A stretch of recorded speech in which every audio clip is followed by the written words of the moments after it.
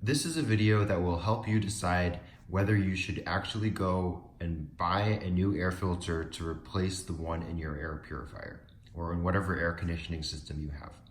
So what you're looking at in front of you is an air purifier filter that's been in use for about 2 years. I finally got the change air filter light turning on, and then I opened it up and I looked, and honestly, it didn't strike me as being that dirty looking.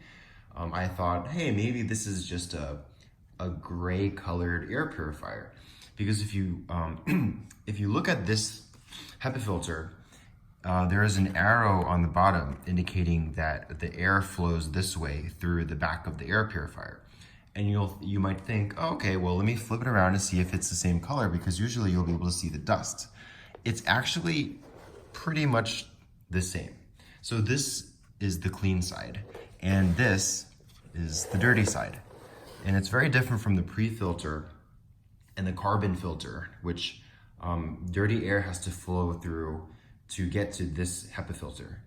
And there's no obvious dust. So you might think, oh, this is probably not an urgent thing for me to do to change the air filter. Well, I actually had a replacement, and I wanted to show you that it's quite a striking difference between a used air filter and a new one.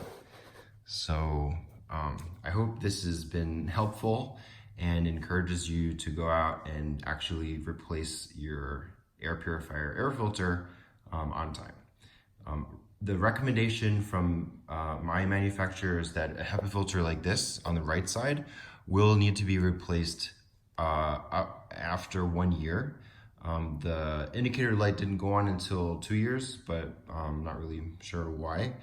But obviously, by the end of 2 years, you should certainly replace your air purifier. Okay, hope this has been helpful. Thanks for watching.